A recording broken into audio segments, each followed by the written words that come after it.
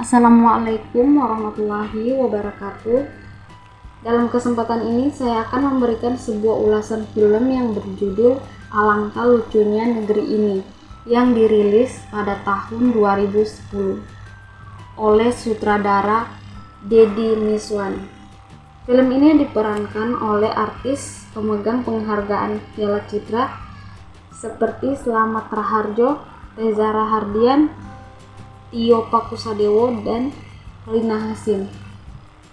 Di mana film ini diawali dengan adegan seorang pria bernama Muluk yang diperankan oleh Reza Rahardian sedang mencari pekerjaan di tengah keramaian masyarakat ibu kota. Ia merupakan seorang lulusan sarjana manajemen yang saat ini belum juga mendapatkan pekerjaan. Singkat cerita, ia dipertemukan dengan seorang anak jalanan bernama Komet yang secara tidak langsung membuka peluang kerja bagi dirinya.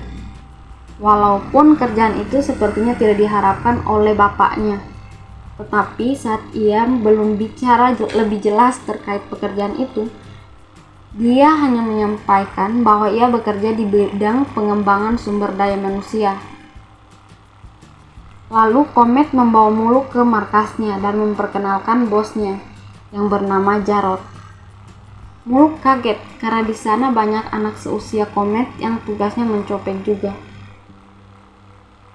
Muluk memutar otak dan mengambil kesempatan untuk melakukan tawaran kepada Jarot. Ia meyakinkan Jarot bahwa ia bisa mengatur keuangan mereka dan menuntut 10% dari hasil pencopetan, termasuk biaya pendidikan. Usahanya berhasil, namun di sisi lain ia pun tergerak karena ingin mengarahkan anak-anak tersebut berpindah profesi dari penghasilan yang tidak halal tersebut menjadi berpenghasilan yang halal.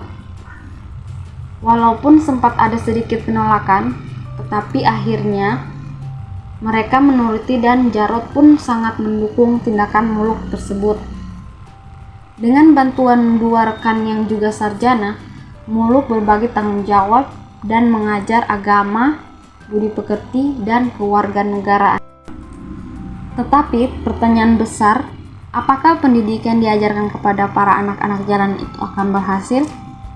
Dalam film ini, Muluk bersama kedua temannya yaitu Pipit dan Samsul memberikan penerapan dan pengimplementasian pendidikan yang sesungguhnya dalam kehidupan dengan cara merubah kehidupan sekelompok anak jalanan yang berprofesi sebagai pencopet kepada profesi yang halal, yaitu menjadi seorang pengasong.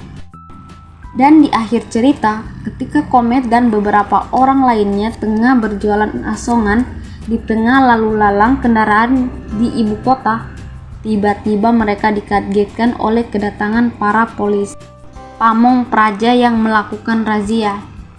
Muluk yang pada waktu itu menyaksikan kejadian tersebut lantas membantu anak-anak itu agar lolos dari kejaran para polisi Pamong Praja dengan cara menghadangnya dan berusaha menjelaskan apa salahnya jika anak-anak jalan itu berjualan asongan.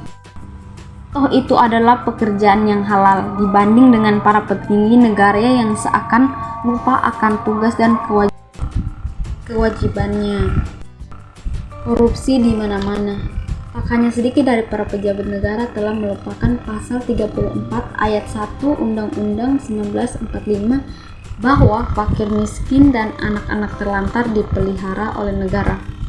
Hingga akhirnya polisi tersebut membawa Muluk ke sebuah mobil razia dan terlihat anak-anak pedagang asongan itu menampakkan raut kesedihannya, seakan tak rela figur yang telah sedikit demi sedikit merubah kehidupan mereka dibawa oleh polisi tersebut.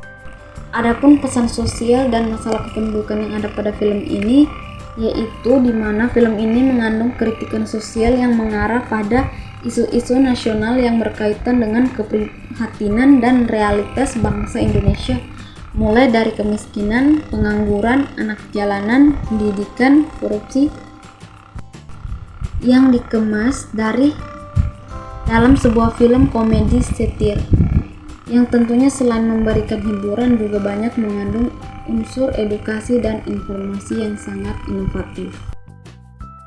Adapun permasalahan yang ada di film, alangkah lucunya negeri ini yaitu pendidikan dan kemiskinan yang disebabkan oleh kelalaian dari pemerintah. Solusi dari film ini ialah pemerintah harus lebih memperhatikan mengenai pendidikan bagi anak-anak sehingga tidak ada yang menjadi pengamen ataupun pencopet di jalan.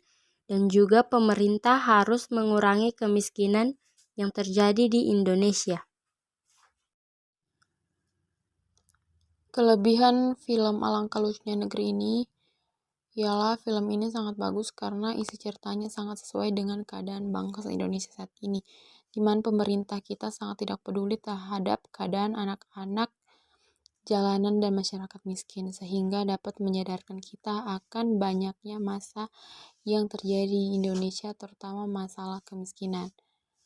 Kekurangan filmnya ialah memiliki sedikit kekurangan, di mana film ini seolah-olah menunjukkan bahwa banyak sarjana S1 yang kesulitan untuk mendapatkan pekerjaan dan terlalu menunjukkan sisi negatif dari kinerja pemerintah Indonesia.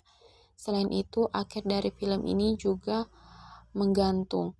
Kita tidak mengetahui bagaimana nasib seorang sarjana manajemen yang bernama Muluk setelah ditangkap oleh Satpol PP saat menyelamatkan anak-anak jalanan.